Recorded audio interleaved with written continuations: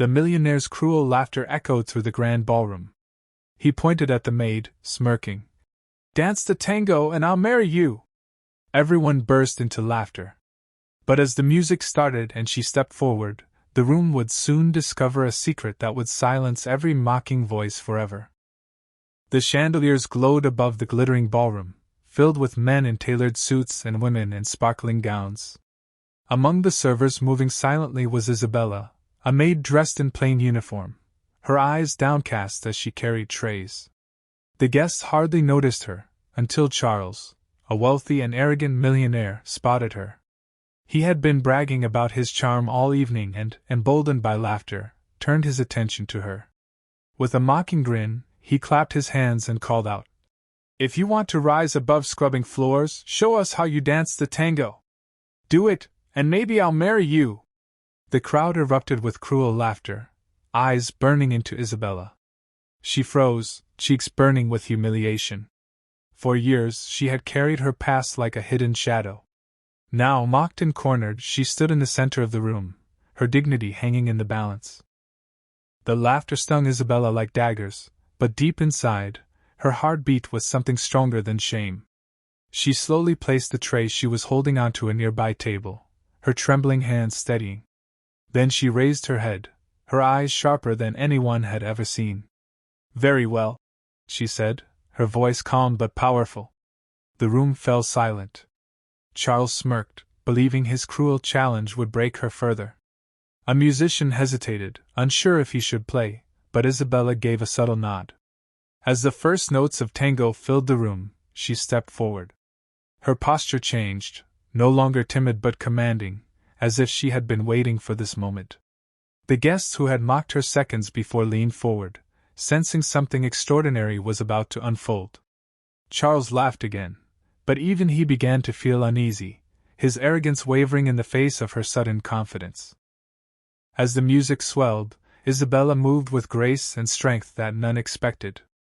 Every step, every turn, every flick of her foot was precise and fiery, carrying years of hidden training.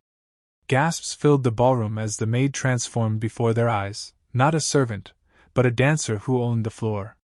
Her arms flowed like water, her spin sharp as blades, her eyes locked onto Charles, challenging him with every movement.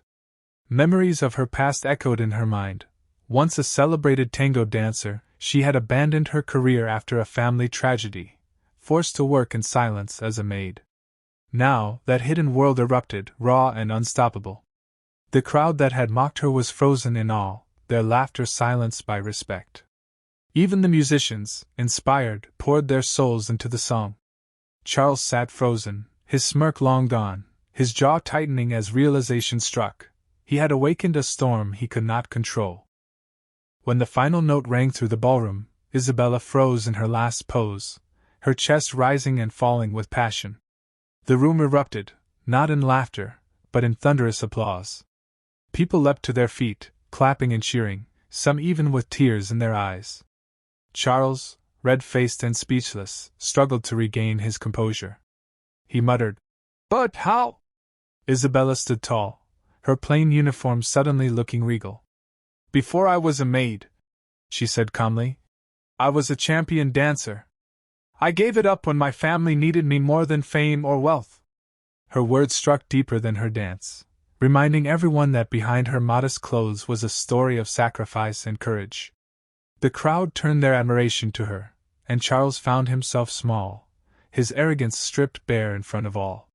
The power in the room had shifted. The maid no longer stood as a servant, she stood as a queen. Charles tried to laugh it off, but the crowd's eyes were no longer on him, they were fixed on Isabella. People came forward, shaking her hand, praising her brilliance, offering her respect she had long been denied. An older woman in the crowd, a former dance patron, approached her with tears, recalling her days on stage and praising her courage. Isabella smiled humbly, her heart finally free from years of silence. She had not danced for fame, not to impress, but to remind herself, and everyone, that dignity is never lost, even in the face of cruelty.